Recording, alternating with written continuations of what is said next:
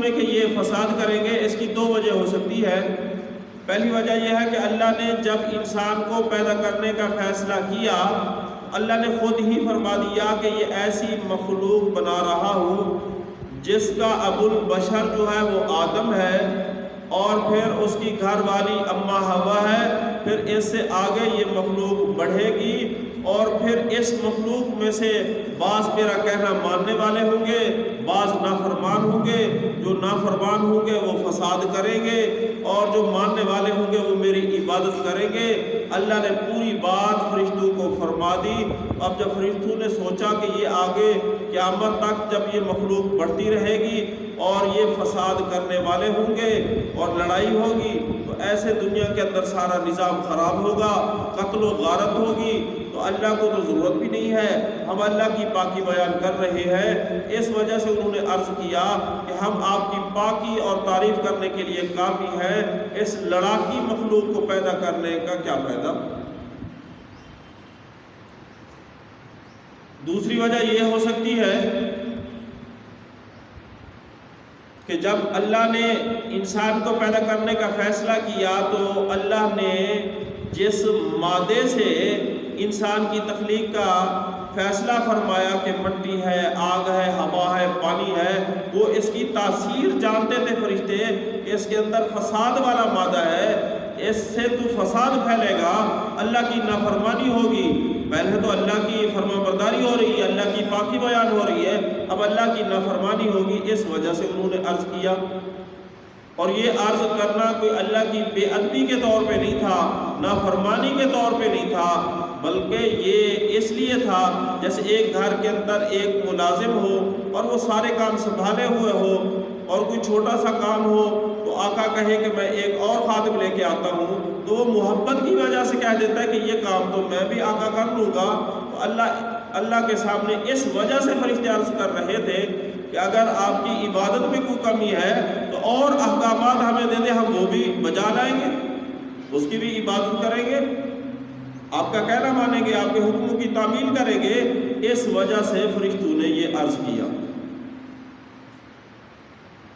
جب فرشتوں نے یہ عرض کیا اور اس کی تائید کہ کس وجہ سے کیا، اس مادے کو دیکھ کے ایک روایت کے اندر آتا ہے کہ جب اللہ نے پھر اس کو بنانے کے بعد حکم دیا کہ تم سجدہ کرو آدم کو، وَإِذْ قُلْنَا لِلْمَلَائِكَةِ اسْجُدُوا لِآدَمَ، کہ آدم کو سجدہ کرو، تو فَسَجَدُوا إِلَّا إِبْلِيسَ، سارے ملائکہ نے سجدہ کیا الا ابلیس، ابلیس نے سجدہ نہ کیا، ابا واستکبر وکان من الکافرین، اس نے انکار کیا، تکبر کیا، کافروں میں سے ہو گیا، نہ ماننے والوں میں سے ہو گیا۔ نہ ماننے والوں میں سے ہونے کی ایک وجہ یہ بھی تھی کہ وہ اپنے آپ کو بڑا سمجھتا تھا، اور بڑا اس وجہ سے سمجھتا تھا کہ جب اس نے دیکھا کہ ڈھانچہ بنا ہوا ہے باب آدم کا، اس نے دیکھا کہ یہ اندر سے خالی ہے، جوف ہے۔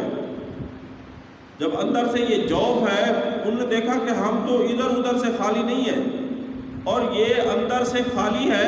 جب اندر سے خالی ہے تو جیسے ہی ہوا کا جھونکا آئے گا، یہ شیطان نے کہا کہ جیسی ہوا کا جھونکا آئے گا یہ پھسل جائے گا۔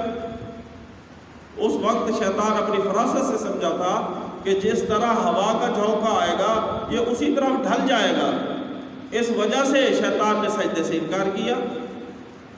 اور آج اگر دیکھا جائے تو شیطان کی کافی حد تک وہ بات سچی ہے کہ ہماری کوئی استقامت نہیں ہے، کوئی استقامت نہیں ہے۔ جیسے ماحول آتا ہے، شادی کا لمحہ آتا ہے، وہاں گانے بجانے والے آ جاتے ہیں، چلو جی ان کے ساتھ یہ بھی ٹھیک ہے۔ شادی آ گئی، عورت کو مہندی لگانی ہے، ہندو کی رسم، چلو یہ بھی لگا لو۔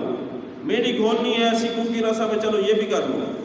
فوت کی ہو گئی تو جتنی رسومات بدعات ہیں تو ہم اس ہوا کی طرح ڈھل جاتے ہیں، ڈٹ کے میدان کے اندر نہیں کھڑے ہوتے۔ تو یہ بات اس وقت شیطان نے سمجھی تھی کہ یہ اندر سے خالی ہے، جیسے ہوا کا جھونکا آئے گا یہ پھسل جائے گا۔ تو اللہ تعالیٰ نے فرمایا انی اعلم ما لا تعلمون، میں جو جانتا ہوں میرے پاس جو علم ہے تمہیں علم نہیں ہے۔ اللہ رب العزت نے دو وجہ سے انسان کو اشرف المخلوقات بنایا کہ یہ جنوں سے بھی اعلیٰ ہو گیا اور فرشتوں سے بھی اعلیٰ ہو گیا۔ وجہ کیا ہے کہ دو وجہ ہیں۔ تو اللہ رب العزت نے دوسری جگہ ارشاد فرمایا خلقت بیدی، کہ میں نے آدم کو پیدا کیا اپنے دونوں ہاتھوں سے۔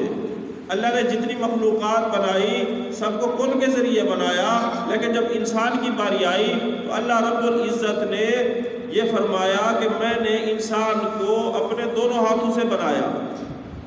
اگرچہ اللہ کے لیے ہاتھ کا ہونا متشابہات میں سے ہے، اس کا معنی ہر بندہ نہیں سمجھ سکتا۔ اللہ کی جیسے شان ہے ویسے ہاتھ، ہم اپنے ہاتھوں کے ساتھ قیاس نہیں کر سکتے کہ جیسے ہمارے ہاتھ ہیں اللہ کے بھی ایسے ہاتھ ہوں گے، اللہ کے اپنے شان ہوں گے۔ اس کو مثال کے ساتھ نہیں سمجھایا جا سکتا، کسی عقل کے ساتھ اسے سمجھا نہیں جا سکتا، اسے محسوس نہیں کیا جا سکتا، نہ اس کا مشاہدہ ہو سکتا ہے، نہ تجربے کی بنیاد پہ سمجھا جا سکتا ہے کہ اللہ کے ہاتھ کیسے ہیں۔ اللہ کی جیسے شان ہے ویسے ہاتھ ہوں گے، ہم کی مثال نہیں دے سکتے کہ اس ہاتھوں جیسے ہاتھ ہے، یہ کہنا تو کفر ہو جائے گا، بندہ دائرہ اسلام سے باہر ہو جائے گا۔ اللہ کے ہاتھ ہم اپنی عقل کے مطابق نہیں سمجھ سکتے، نہ اپنے علم کے مطابق سمجھ سکتے، لیکن اللہ نے خود ارشاد فرمایا کہ میں نے اپنے ہاتھوں سے پیدا کیا، جیسے اللہ کے ہاتھ جیسے اللہ کی شان۔ اللہ نے اپنی شان لیکن نسبت کی اپنے ہاتھوں کی طرف، تو اس سے پتہ چلا کہ فرشتوں کو پیدا کیا کون سے، جنوں کو پیدا کیا کون سے، جتنی مخلوقات ہے کون سے پیدا کیا۔ لیکن جب ہمارے بڑے ابا ابو البشر آدم علیہ السلام کی باری آئی تو اللہ نے ارشاد فرمایا خلقت بیدی، میں نے اپنے دونوں ہاتھ سے اسے پیدا کیا۔ اس وجہ سے باب آدم کو فضیلت حاصل ہو گئی، شرف مل گیا، ایک وجہ یہ ہے۔ اور دوسرا اسی کے اندر جب یہ حکم ہوا کہ میں پیدا کرنے والا ہوں، انی جاعل فی الارض خلیفہ، اور فرشتوں نے سوال کیا کہ یہ تو فساد کریں گے، خون ریزی کریں گے، تو اللہ نے یہاں آپس میں ایک مقابلہ کرایا۔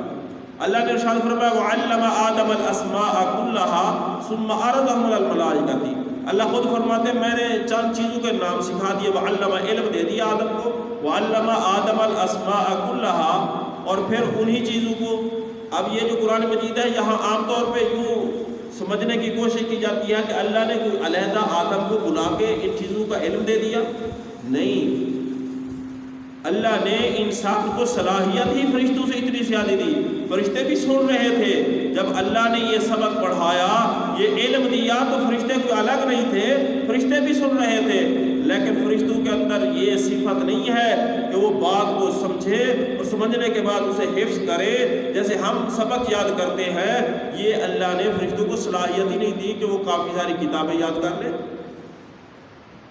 کہ انہیں فلسفہ پڑھایا جا رہا ہے وہ فلسفہ بھی یاد کر لے، منطق بھی پڑھ لے۔ اللہ نے یہ انسان کو اعزاز دیا۔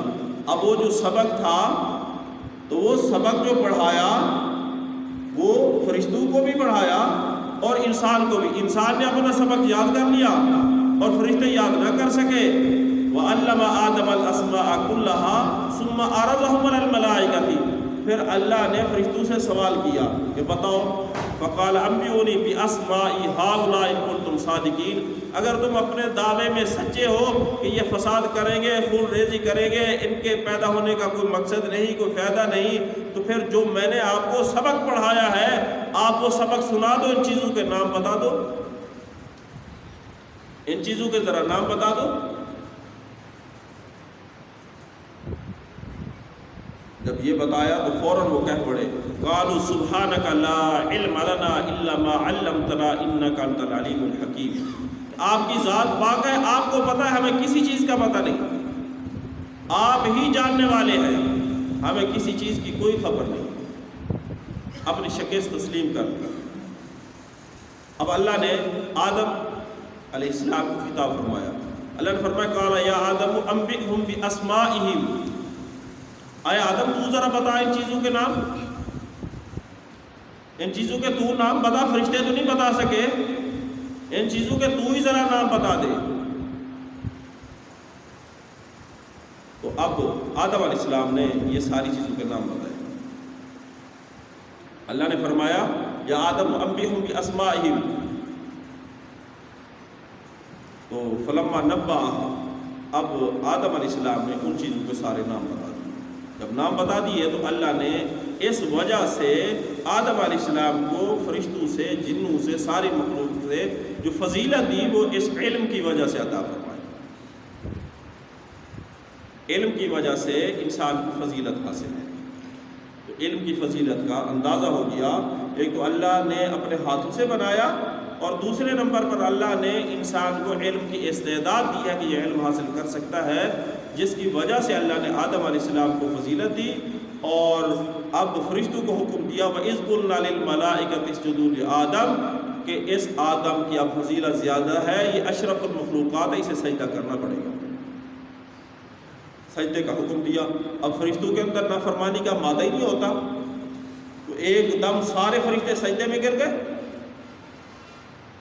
اللہ نے فرمایا وَإِذْ قُلْنَا لِلْمَلَائِكَةِ اسْجُدُوا لِآدَمَ فَسَجَدُوا، سارے فرشتوں نے سجدہ کیا الا ابلیس، ابلیس اکڑ گیا، وہ مردود ہو گیا۔ اللہ نے پھر اسے نکالا، جنت سے نکالا، پھر اس نے مہلت مانگی کہ میں دشمنی کروں گا۔ تو کہنے کا مقصد یہ تھا کہ جب ہمیں باقی مخلوقات سے فضیلت ہی علم کی وجہ سے ہے، تو ہمیں چاہیے کہ ہم علم سیکھیں۔ آقا صلی اللہ علیہ وسلم نے ارشاد فرمایا طلب العلم فریضۃ علی کل مسلم، علم کا سیکھنا ہر مسلمان پہ فرض ہے۔ کتنا سیکھنا فرض ہے؟ جس سے جائز ناجائز، حلال حرام، پاک ناپاک کا پتہ چل سکے کہ پاک کیا چیز ہے، ناپاک کیا ہے، حلال کیا ہے، حرام کیا ہے، جائز کیا ہے، ناجائز ہے، اتنا جاننا تو ہر مسلمان پہ فرض ہے۔ اور آقا صلی اللہ علیہ وسلم نے فضیلت دی، ارشاد فرمایا کہ عالم کی فضیلت تم پر ایسے ہے جیسے میری فضیلت تم میں سے ادنا صحابی پر۔ آقا صلی اللہ علیہ وسلم اور ادنا صحابی کے آپس میں جو تفاوت ہے اور آقا صلی اللہ علیہ وسلم کو فضیلت ہے، تو آقا صلی اللہ علیہ وسلم نے فرمایا عالم کی فضیلت ایسے ہے۔ ایک حدیث پاک میں ارشاد فرمایا کہ جیسے 14ویں رات کے چاند کی فضیلت ستاروں پہ ہے نا، ایسے ہی عالم کی فضیلت باقی انسانوں پہ ہے۔ اور اللہ رب العزت نے ارشاد فرمایا انما یخشی اللہ من عبادہ العلماء، کہ اللہ کے بندوں میں سے علماء ہی اللہ سے ڈرتے ہیں۔ اسی وجہ سے علم بھی مانگنا چاہیے اور علم نافع بھی مانگنا چاہیے۔ اور حدیث پاک میں آتا ہے کہ جب کوئی علم دین سیکھنے کے لیے جاتا ہے تو ساری مخلوقات اس کے لیے دعائیں کرتی ہیں۔ دریا کے اندر مچھلیاں دعا کرتی ہیں، اور فضا کے اندر پرندے اڑتے ہوئے دعا کرتے ہیں، باقی جتنے جانور ہیں وہ دعا کرتے ہیں، فرشتے دعا کرتے ہیں۔ ایک حدیث میں آتا ہے کہ فرشتے پر بچھا دیتے ہیں، اعزاز و اکرام کے لیے اپنے پر بچھا دیتے ہیں۔ اب اتنی بڑی فضیلت آئی، اور پھر یہی ایک مستقل رواج رہا ہے کہ جو طالب علم ہوتا ہے اسے دعائیں کرائی جاتی ہیں۔ ایک مثال سے میں آپ کو بات سمجھاتا ہوں۔ ہندوستان کے اندر ایک بہت بڑے محدث گزرے ہیں جن کا نام ہے حسن بن سفیان، بہت بڑے محدث ہیں، بڑی کتابیں لکھی انہوں نے۔ ان کے طالب علمی کا زمانہ تھا، تو اب جو ترتیب ہے کہ جو مدرسے کے ذمہ دار ہوتے ہیں وہ جاتے ہیں ادھر سے 10 کلو گندم لو، 20 کلو گندم، پورے سال کی گندم اکٹھی کی، مرچیں لی، دال لی، روٹی، اور یہ چندہ اکٹھا کر کے طالب علموں کے لیے راشن اکٹھا کرتے ہیں۔ طالب علم مزے سے پورا سال یہاں صبح اور شام کھانا کھاتے ہیں، انہیں کوئی فکر نہیں ہوتی۔ مختلف زمانوں کے اندر مختلف روایت تھا۔ ابھی کچھ پچھلے زمانے میں جائیں تو ترتیب یہ تھی کہ وہ بچے جاتے گھروں سے روٹیاں اکٹھی کر کے آتے، وہ کھا لیتے، صبح بھی جو بچ جاتی وہ اساتذہ بھی کھاتے، اس طرح کا بھی دور تھا۔ اور وہ جو حسن بن سفیان رحمۃ اللہ علیہ کا دور تھا، وہ دور ایسا تھا کہ اس وقت نہ مدرسے والے دیتے تھے اور نہ ہی گھروں کے اندر جا کے وہ روٹیاں اکٹھی کرتے تھے، بلکہ وہ گھر سے ہی کچھ چنے، کچھ کھجوریں، جو بھی راشن ہوتا گھر سے لے کے آتے، بس وہ تھوڑی سی کھجوریں کھائی، پانی پیا، ختم۔ نہ مدرسے والے اہتمام کرتے تھے اور نہ ہی محلے سے روٹیاں جمع کی جاتی تھی۔ ایک وہ زمانہ تھا۔ اب کمزوری آئی تو پھر محلے سے روٹیاں جمع کی جانے لگی، محلے والے تنگ آئے تو پھر مدرسے والوں نے ذمہ داری خود بخود اپنے سر پہ لے لی کہ بچے محلے والوں کے، مدرسے والے جائیں بھیک مانگے، اس سے بھائی ایک من گندم، وہ آگے 3 باتیں سناتا ہے، میں نے یہ کر دیا، میں نے وہ کر دیا۔ تو اب یوں بھیک مانگ مانگ کے یہ اس طرح جو دین کے طالب علم ہیں ان کی تعلیم کے اخراجات اس بھیک کے ذریعے، صدقات کے ذریعے، زکوٰۃ کے ذریعے یوں اخراجات پورے ہو رہے ہیں۔ یہ زمانہ بھی آنا تھا۔ اور اس سے پہلے اگر جائیں تو گورنمنٹ کے اندر خاص بجٹ ہوتا تھا جو مدارس کے لیے ہوتا تھا۔ جب 1000 سال تک برصغیر کے اندر مسلمانوں کی حکومت رہی تو گورنمنٹ مدارس چلایا کرتی تھی۔ گورنمنٹ نے چھوڑے، پھر بچوں نے خود ہمت کی، پھر روٹیاں جمع کی جانے لگی۔ اب آج کل کے دور میں جو ذمہ دار ہیں وہ جاتے ہیں چندہ اکٹھے کرنے۔ تو بہرحال حسن بن سفیان رحمۃ اللہ علیہ جب پڑھتے تھے، اب وہ گھر سے جو کھجوریں لائے تھے وہ پھر کئی سال تک نہیں جاتے تھے، گندم ڈھونڈ کے لے آتے، کئی سال تک رہتے۔ اب اللہ کا کرنا یہ ہوا، یہ 3 ساتھی تھے تو بالکل راشن ختم ہو گیا، 1 دن 2 دن 3 دن گزر گئے، کہیں سے کوئی راشن نہیں آیا۔ اب 1 ہفتہ بیت گیا، اب بالکل کمزوری سی ہو گئی، بیٹھا بھی نہیں جاتا اور بالکل کمزور پڑے ہیں حسن بن سفیان اور ان کے 2 ساتھی۔ اب یہ اس نتیجے پہ پہنچے کہ اب جیسی ہماری حالت ہے تو ایسے مر جائیں گے تو گناہ ہوگا، بھوک کی وجہ سے مر گیا، تو اب تو بھیک مانگنا بھی جائز ہے، اب تو بھیک مانگ لیا جائے کہ بھوک کا یہ عالم ہے۔ اساتذہ کی ذمہ داری نہیں ہوتی تھی اس وقت چندہ کرنا، تو اب وہ علم دین سیکھ رہے ہیں، اب کیا کیا جائے، اب تو بھیک مانگی جائے۔ پھر مشورہ ہوا تینوں اکٹھے نہ جائیں، ایک دن کوئی چیز اکٹھی کر کے لائے، باقی کھا لیں گے، دوسرے دن دوسرا، تیسرے دن کوئی تیسرا کوئی چیز اکٹھی کر کے لائے گا۔ تو قرآن دازی کی تو پہلا نام نکل پڑا حسن بن سفیان رحمۃ اللہ علیہ کا۔ اب انہوں نے کہا، مشورے میں طے ہو گیا کہ میں نے بھیک مانگنا ہے، میری ذمہ داری ہے، سب نے کہہ دیا اب تو بھیک مانگنا ہے، تبھی میں نے کھانا ہے اور باقیوں کو بھی دینا میری ذمہ داری ہے، تشکیل ہو گئی۔ اب وہ نکلا، مدرسے سے نکلا کہ میں بھیک مانگ کے آؤں، آگے جاتے جاتے سوچتا ہے کہ بھیک مانگنے کا تو مشورہ ہوا ہے، اب یہ تو طے نہیں ہوا کس سے بھیک مانگنی ہے۔ اس کا زہد اتنا تھا کہ اس نے پھر توکل کیا کہ میں مخلوق سے نہیں مانگتا، میں خالق سے بھیک مانگتا ہوں۔ مسجد میں چلا گیا